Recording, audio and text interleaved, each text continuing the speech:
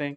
और उसका विद्युत वाहक बल कितना आएगा, जिसको कहेंगे कौन सा विद्युत वाहक बल, तुल्य विद्युत वाहक बल। और तुल्य विद्युत वाहक बल का फॉर्मूला क्या लिखते थे हम, EQ बराबर आ जाएगा E1 प्लस कौन से क्रम के लिए, श्रेणी क्रम के लिए। मैंने आपको पिछली क्लास में बताया था कि जब हम सेलों को श्रेणी क्रम में जोड़ते हैं तो उनके विद्युत वाहक बल भी जुड़ जाते हैं, समझ में आया। और इनका तुल्य प्रतिरोध निकालते थे, तुल्य आंतरिक प्रतिरोध हो जाएगा R1 प्लस R2। तो जब सेलों को जोड़ते हैं तो सेलों का आंतरिक प्रतिरोध भी जुड़ जाता है, समझ में आई बात। दो सेलों को हटा दो, E1 प्लस E2 का एक ही सेल लगा दो, तो E1 प्लस E2 का एक ही सेल लगाने पर उसका आंतरिक प्रतिरोध भी जुड़ जाएगा।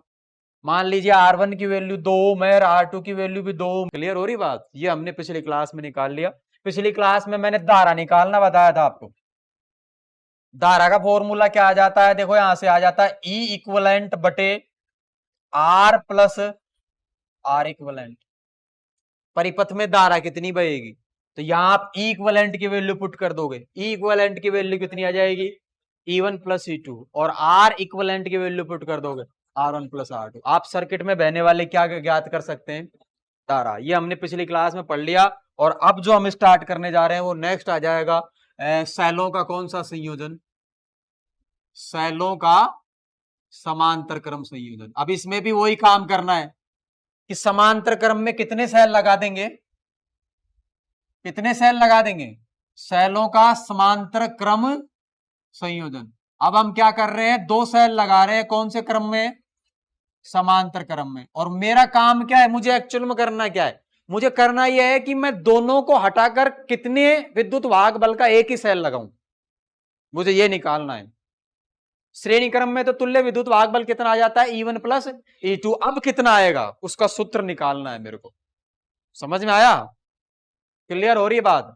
तो अब उसका सूत्र निकालने के लिए सबसे पहले देखो आप इनको कैसे डिनोट करेंगे। देखो दो सेल लगाए मैंने, ये रहे, इस सेल का ये पॉजिटिव टर्मिनल और ये हो गया इस सेल का कौन सा टर्मिनल, नेगेटिव। और इसके यहां एक छोटा सा प्रतिरोध लगा देंगे, इसको कह देंगे ये है E1 और इसका आंतरिक प्रतिरोध है R1। समझ में आया, सेल नंबर 1। और यहां लगा देंगे सेल नंबर 2 प्लस और ये माइनस, और इसके यहां लगा देंगे एक आंतरिक प्रतिरोध और इसको यहां जोड़ेंगे ऐसे। और दोनों सेल किसी भार, किसी प्रतिरोध के ऊपर लगाए जाएंगे जिसको लोड कहेंगे। ये कौन है, कैपिटल R, और ये है E2 और इसका आंतरिक प्रतिरोध R2। कुछ समझ में आ रहा है। ये मैंने एक सर्किट बनाया है, सर्किट में कितने सेल लगाए हैं, दो सेल लगाए हैं। मुझे ये पता करना है कि मैं दोनों को हटाकर एक सेल लगाऊं, उसका विद्युत वाहक बल कितना होगा, मुझे ये फाइंड आउट करना है। समझ में आया। तो ये मैं पहले ही मान लेता हूं कि मान लीजिए दोनों को हटा दिया और इसको, इस सर्किट को इस तरह कन्वर्ट कर दिया, एक ही सेल लगा दिया, प्लस और ये माइनस, और उस एक ही सेल का तुल्य प्रतिरोध कितना माना जाएगा, इक्विवेलेंट। और उस एक ही सेल का आंतरिक प्रतिरोध कितना माना जाएगा, आर इक्विवेलेंट। और वही सेल उसी प्रतिरोध पे लगा दिया, आर पर। और मान लीजिए इधर धारा कितनी बह रही थी, आई, तो ई इक्विवेलेंट वाला सेल लगाने पर भी धारा कितनी बहनी चाहिए, आई। अरे सेम काम करने चाहिए ना, तो यहां भी धारा कितनी बहनी चाहिए, आई। इस प्रतिरोध के, मतलब आपको इसको हटाना है, ऐसा बनाना है। बनाने के लिए देखो आप सर्किट को तो इसी को पढ़ना, अपने को करना क्या है, मैं क्या कर रहा हूं, देखो पहले वाले सेल में से मैंने मान लिया I1 धारा निकलती है, धारा अलग अलग हो गई। अब क्यों, क्योंकि ये कौन से क्रम में जुड़े हुए हैं, समांतर क्रम संयोजन में। इस प्रतिरोध के सिरों पर वोल्टेज सेम रहेगा, समझ में आ रहा है, क्लियर है। और मैं मान लेता हूं कि इस प्रतिरोध के सिरों पर जो विभवांतर आ रहा है वो टर्मिनल वोल्टता के बराबर है, क्योंकि परिपथ में क्या बह रही है, धारा। जब परिपथ में धारा बह रही होती है तो सेल के दोनों सिरों के बीच का विभवांतर कहलाता है टर्मिनल वोल्टता। पहले तो आप मेरे को एक बात बताइए, इस बिंदु और इस बिंदु के बीच का विभवांतर क्या कहलाएगा जब धारा बह रही हो, टर्मिनल वोल्टता। समझ में आई बात। और इस बिंदु और इस बिंदु के बीच में अगर देखो मैं यहां से शुरू करके ऊपर की तरफ जाता हूं तो ये हो गया सेल नंबर 1 के लिए, समझ में आया। और मैं इस बिंदु से नीचे की तरफ जाता हूं तो ये हो गया सेल नंबर 2 के लिए। और दो बिंदुओं के बीच में देखो, इसमें आपको पता रहना चाहिए कि दो बिंदुओं के बीच का विभवांतर सेम रहेगा, चाहे आप ऊपर के सर्किट की तरफ जाइए चाहे आप नीचे के सर्किट की तरफ जाइए, क्योंकि दो बिंदुओं के बीच में विभवांतर सेम रहता है, चाहे ऊपर के प्रतिरोध के हिसाब से देखिए चाहे नीचे वाले प्रतिरोध। तो ऊपर वाले सेल का टर्मिनल वोल्टता भी V आएगी और नीचे वाले सेल की टर्मिनल वोल्टता भी V आएगी। सेम क्यों आएगी? क्योंकि एक ही जगह जुड़े हुए हैं, दोनों सेल एक ही बिंदु पर जुड़े हुए हैं। ऊपर वाले सेल का भी यहीं आकर के तार जुड़ेंगे, नीचे वाले सेल के भी तार यहीं जुड़ेंगे, तो इन दोनों बिंदुओं के बीच में टर्मिनल वोल्टता यानी विभवांतर भी सेम रहेगा। और इन दोनों बिंदुओं के बीच का विभवांतर ही होगा इन दोनों बीच के बिंदुओं का विभवांतर। नहीं आया समझ में? और इन दोनों बिंदुओं के बीच में विभवांतर कैसे पता करो? अगर आपको कोई कह दे कि इसमें धारा आई बह रही है तो V बराबर हो जाएगा, भाई यार ओम का नियम ये कहता है कि किसी प्रतिरोध में यदि I धारा बह रही हो और प्रतिरोध का मान कितना हो R, तो प्रतिरोध के सिरों पर विभवांतर हो जाता है I इंटू R। तो इस बिंदु और इस बिंदु के बीच का विभवांतर आ गया IR, जबकि इस बिंदु और इस बिंदु के बीच के विभवांतर को हम कहते हैं टर्मिनल वोल्टता, और उस टर्मिनल वोल्टता को मैं किससे रिप्रेजेंट करूंगा? V से। समझ में आया? अब अपने को धीरे धीरे इसके अंदर लिखना है। पहले वाले सेल से धारा I1 निकलेगी, दूसरे वाले सेल से धारा I2 निकलेगी। ये धारा देखो ये इधर से चलती हुई यहीं पहुंचेगी, ऊपर वाली धारा भी यहां से चलती हुई यहीं पहुंचेगी। मैंने प्लस से क्यों निकाली? क्योंकि धारा का चिन्ह किधर से निकालते लेते हैं? प्लस से। तो ये इस बिंदु पर पहुंचेंगे, इस बिंदु पर पहुंचेंगे तो ये जुड़ जाएंगे दोनों, तो I का मान कितना हो जाएगा? I1 plus I। कुछ समझ में आ रहा है? ये अपने को लिखना है। तो धारा का मान मैं पहले लिखूंगा। अब सबसे पहले मेरे को इसमें किसका मान लिखना है? धारा का मान। धारा का मान देखिए अब क्या लिखूं मैं, ध्यान से देखो। धारा का मान क्या लिखूंगा मैं? I1 की वैल्यू क्या लिखूं? देखो सबसे पहले तो कौन से सेल के लिए मैं लिख रहा हूं? E1 के लिए लिख रहा हूं मैं। E1 के लिए देखो टर्मिनल वोल्टता, E1 के लिए टर्मिनल वोल्टता बताओ। E1 के लिए टर्मिनल वोल्टता आ जाएगी मेरी, ये बराबर आ जाएगी V बराबर E1 माइनस I1 R1। बोलो हाँ या ना? यहां से मैं I1 की वैल्यू निकालूंगा। किसकी वैल्यू निकालूंगा? I1 की। निकल जाएगी। I1 की वैल्यू क्या आएगी मेरे पास में? इसको इधर ले आओ, यह आ जाएगा I1 R1 बराबर E1 माइनस V। ठीक है, और इसको थोड़ा सा अगर आप सोल्व करें तो ये वैल्यू आ जाएगी। देखो ये डायग्राम दोनों साथ में बना लेंगे।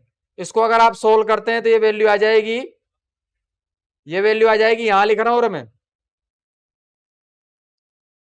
ये वैल्यू आ जाएगी I1 बराबर E1 माइनस V बटे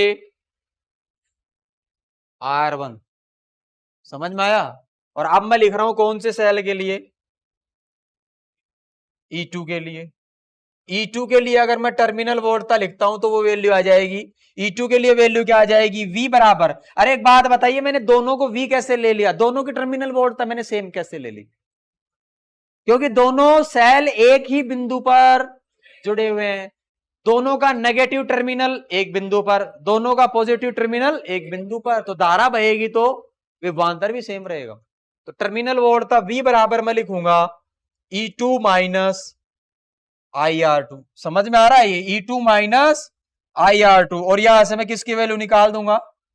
R2 की। इसको सोल्व कर लेंगे, I2 की, सॉरी I2 की वैल्यू आ जाएगी इसकी तरह, है ना? ज्यादा इसको कैलकुलेशन देखो। I1 की वैल्यू E1 माइनस V बटे R1, तो इसको देखते हुए लिख देंगे I2 बराबर E2 माइनस V बटे R2। क्लियर हो गई बात? और अब मैं जानता हूं I बराबर होता है I1 प्लस I2। ध्यान से देखिए, इसको थोड़ा सा अपने को याद रखना है कि मैं क्या क्या लिखता जा रहा हूं। अब ध्यान से देखिए क्या क्या लिखते जा रहे हैं हम। मेरे को पता है I बराबर होता है I1 प्लस I2। इसमें देखो, इसको मैं बोल रहा हूं समीकरण नंबर 1। समीकरण 1 में किसका मान रखने पर? समीकरण 1 में I1 एवं I2 का मान रखने पर, समीकरण 1 में I1 एवं I2 का मान रखने पर, ये वैल्यू रख करके दिखाइए मुझे, आई बराबर आ जाएगा, I1 की वैल्यू आ जाएगी E1 माइनस वी बटे R1 और I2 की वैल्यू आ जाएगी E2 माइनस वी बटे R2। कुछ समझ में आया? नहीं है ये बात समझ में? इसको मैं सॉल्व करूंगा थोड़ा सा। E1 को R1, E1 के नीचे R1, V के नीचे R1 अलग अलग करो, सेपरेट। सेपरेट कैसे करेंगे देखो इसको ध्यान से। अब मेरे को करना क्या है, ध्यान से देखो इसको,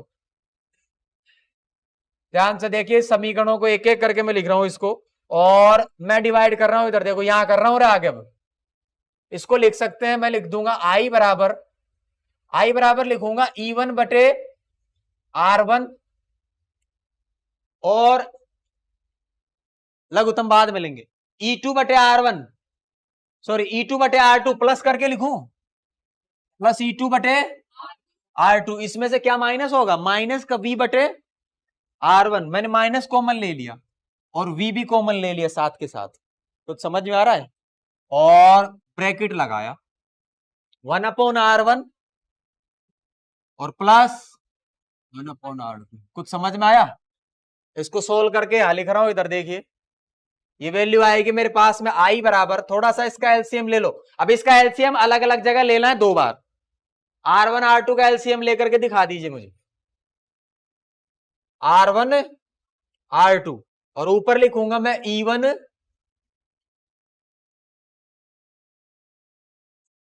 एलसीएम लेने से कोई फर्क नहीं पड़ेगा। इसका एलसीएम लिया है मैंने R1 R2 और इसका अलग ले लूंगा R1 R2। इसका एलसीएम लेकर ऊपर क्या गुणा आएगा, R2 और आगे क्या आ जाएगा, E2 R1। इतना समझ में आया?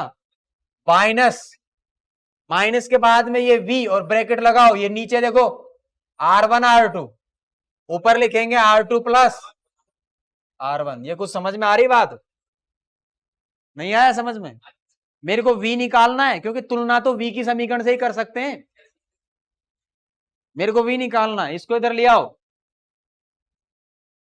इस समीकरण को इधर लेकर के आता हूं मैं, इस समीकरण को इधर ले आइए। ये माइनस का है क्या, इधर इधर ले आओ, प्लस का हो जाएगा। ये हो जाएगा V R2 प्लस R1 बटे R1 R2 और आगे लिखेंगे E1 R2 plus E2 R1 divide करेंगे R1 R2 और ये माइनस।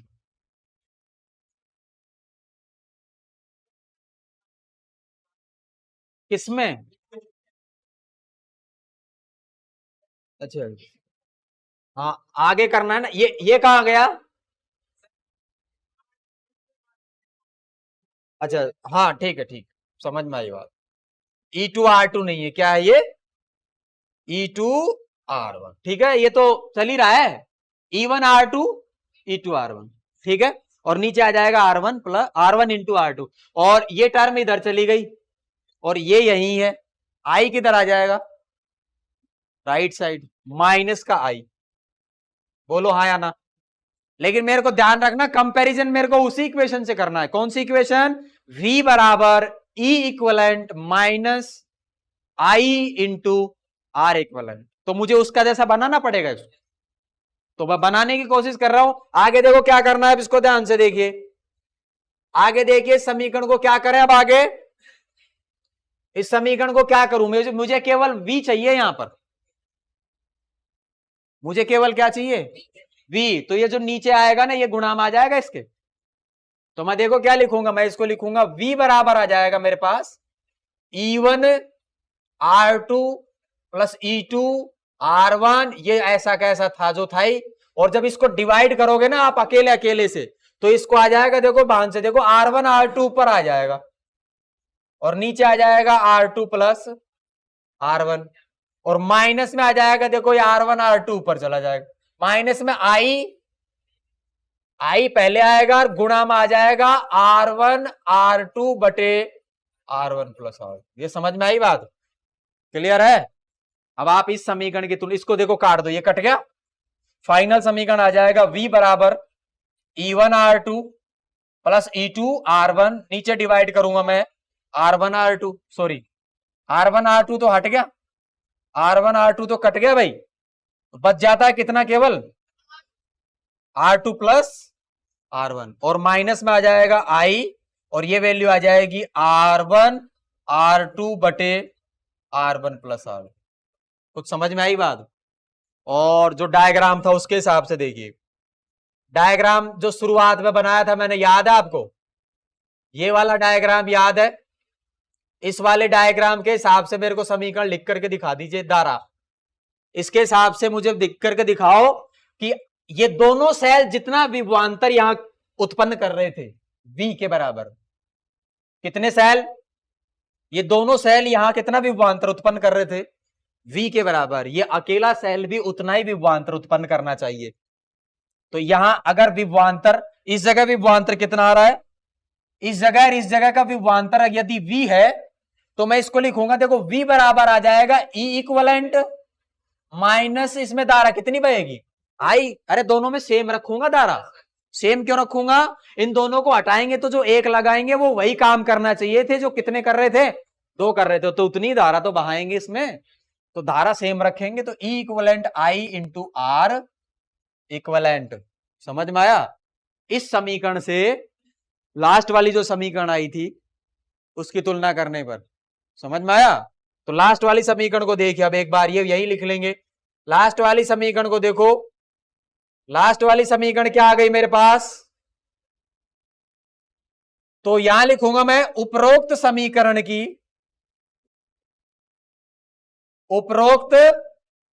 समीकरण की तुलना V बराबर E equivalent minus I into R equivalent से करने पर, इसकी तुलना करने से मेरे को पता लगता है कि E इक्वलेंट का मान आ जाता है E2R1 प्लस E1R2 और R2 प्लस R1। यही फॉर्मूला है जो अपने को जरूरत पड़ेगी। बोलो समझ में आया? अरे इसकी तुलना देखो, यहां V की जगह V है क्या, और E इक्वलेंट की जगह कौन है? देखो ये I की जगह I, माइनस की जगह माइनस, और R इक्वलेंट की जगह कौन है? अब तो यहां लिख दूंगा मैं R इक्वलेंट बराबर R1 R2 बटे R1 प्लस, यही 2 वैल्यूज मेरे को निकालनी थी। समझ में आया? तो जब बैटरियां समांतर क्रम में जुड़ जाती हैं तो उनके प्रतिरोध भी कौन से क्रम में जुड़ जाते हैं? समांतर क्रम में। बोलो समांतर क्रम में तुल्य प्रतिरोध यही आता था। 2 प्रतिरोधों को अगर समांतर क्रम में जोड़ते हैं तो तुल्य प्रतिरोध कैसे निकालते थे? R1 R2 बटे R1 प्लस R2। देखो अपने आप ही आ रहा है। सेलों का आंतरिक प्रतिरोध भी समानांतर क्रम की तरह जुड़ जाएगा। और सेलों का विद्युत वाहक बल कैसे जुड़ेगा? ध्यान से देखो, ये फॉर्मूला है, इससे आपको सेलों का तुल्य विद्युत वाहक बल निकाल लेना है। क्लियर हो गई बात? तो यहां ये डेरिवेशन कंप्लीट हो जाता है। इसको पहले आप कॉपी करेंगे और कॉपी करने के बाद फिर हम स्टार्ट करेंगे नेक्स्ट टॉपिक। तो सबसे पहले इसको कॉपी करना स्टार्ट कीजिए। अब इसको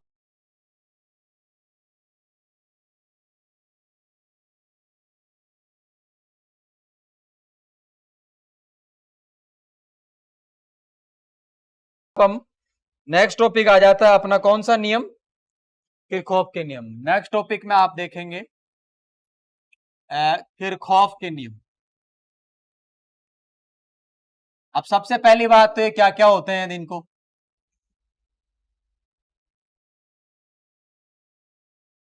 है ना? किरचॉफ के नियम, समझ में आ रही बात? किरचॉफ ने 2 नियम दिए थे किसी परिपथ के लिए या किसी सर्किट के लिए। पहले नियम को कहते हैं धारा नियम, ठीक है, या फिर उसको कहते हैं संधि नियम। एक एक करके पढ़ेंगे ये क्या होते हैं, क्या मतलब है इनका, ये सारी चीजें डेफिनेशन और सब चीजें मैं पहले लिखवाऊंगा बाद में। पहले आपको मैं दोनों नियम एक साथ बता रहा हूं, लिखेंगे बाद में। समझ में आया? किरचॉफ ने 2 नियम दिए। पहले नियम को कहते हैं संधि नियम। कौन सा नियम? संधि नियम, या फिर इसको कहते हैं प्रथम नियम। अब ध्यान रखना, प्रथम नियम अगर पूछा जाता है तो यही बताएंगे, दूसरे वाला नहीं। समझ में आ रहा है? इसको एक नाम और है संधि नियम, प्रथम नियम, या फिर इसको कहते हैं धारा नियम। कुछ समझ में आया? यानी ये किससे रिलेटेड है? धाराओं से रिलेटेड है। किससे रिलेटेड है? धाराओं से, विद्युत धारा। अब इसका सिंपल मतलब ये है, देखो संधि किसको कहते हैं, पहले तो ये समझ में आना चाहिए। संधि किसको कहते हैं? जब भी आप कोई परिपथ का निर्माण करेंगे तो हो सकता है एक बिंदु पर 2 से अधिक या 3 से अधिक प्रतिरोध जुड़े हुए हो। समझ में आ रही कि नहीं आ रही बात? अरे 2 से ज्यादा अगर कोई प्रतिरोध एक ही बिंदु पर जुड़े हुए हैं तो वो बिंदु क्या कहलाएगा? संधि कहलाएगा। जैसे मान लीजिए इधर से कोई एक प्रतिरोध आता है ये, और इधर से ये एक प्रतिरोध आया, ये यहां जाकर खत्म हो गया। अब इस जगह पर आपने कोई दूसरा प्रतिरोध जोड़ दिया, इधर, ये इधर चला गया। इसी जगह पर आपने एक तीसरा प्रतिरोध जोड़ दिया, ये इधर चला गया, और एक आपने और जोड़ दिया यहां पर। तीनों प्रतिरोधों का एक सिरा यहां जुड़ा हुआ है और चौथे प्रतिरोध का एक सिरा जो यहां जुड़ा हुआ है, इसको कहते हैं संधि। सर्किट में या परिपथ में जिस बिंदु पर 2 से अधिक प्रतिरोध जुड़ते हैं उस बिंदु को कहते हैं संधि। समझ में आई बात? और ये नियम क्या कहता है? संधि नियम किसने दिया था? किरचॉफ ने। ये नियम ये कहता है कि मान लीजिए इधर से धारा आ रही है, कितनी? आई मान लो, चलो आई मान लो, और ये आई चलती हुई आ रही है, इधर जा रही है। मान लीजिए इधर कितनी धारा चली गई? I1। और इसमें कितनी धारा चली गई? I2। इसमें कितनी धारा चली गई? I3। तो किरचॉफ का संधि नियम यह कहता है कि किसी भी संधि पर सभी धाराओं का बीजगणितीय योग सदैव शून्य होता है। किसी संधि पर सभी धाराओं का बीजगणितीय योग सदैव शून्य होता है। हम ये मान सकते हैं कि संधि पर, संधि से जाने वाली धाराओं को हम ऋणात्मक ले लेंगे और संधि पर आने वाली धारा को क्या ले लेंगे? धनात्मक। संधि पर कितनी धाराएं आ रही हैं? एक। कौन सी वाली? आई। संधि से कितनी धाराएं जा रही हैं? 3। तो जाने वालियों को आप ऋणात्मक ले लो। समझ में आया? और आने वालियों को क्या ले लो? धनात्मक ले लो। और सबको जोड़कर किसके बराबर कर दो? 0 के बराबर। ऐसा किसने बताया? किरचॉफ ने। किरचॉफ ने क्या कहा? अब मैं मेरी मर्जी से मान लेता हूं कि जो धारा आई आ रही है उसको मैं धनात्मक ले लेता हूं, और जो धाराएं जा रही हैं उनको मैं क्या लूंगा? ऋणात्मक। समझ में आ रही है कि नहीं आ रही बात? जो धारा जा रही है उसको क्या ले लेंगे? ऋणात्मक। तो जो धारा जा रही है उसको ऋणात्मक लिया, I1। दूसरी एक और जा रही है, कौन सी वाली? I2। तीसरी एक और जा रही है, कौन सी वाली? I3।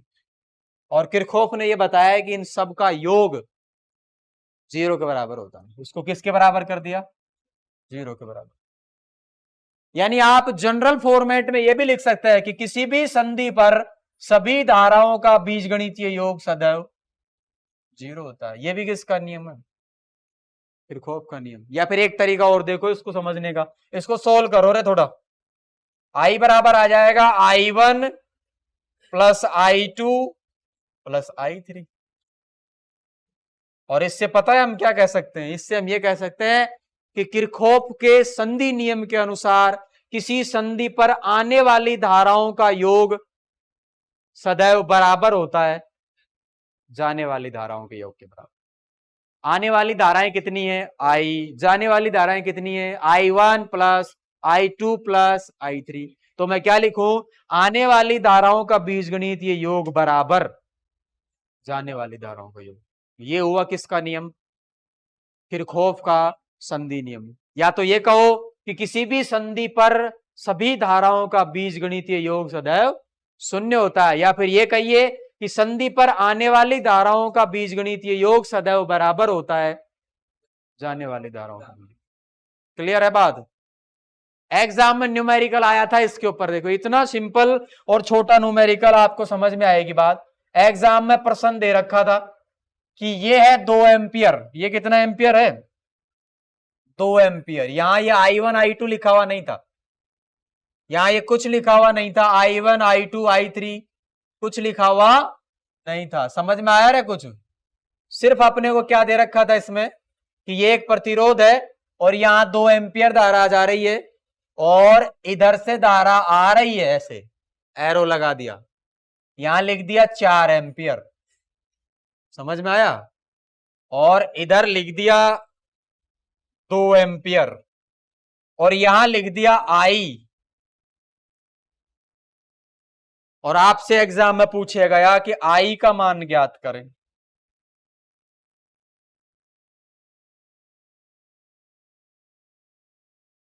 एग्जाम में पूछा, ये राजस्थान बोर्ड में डेटा चेंज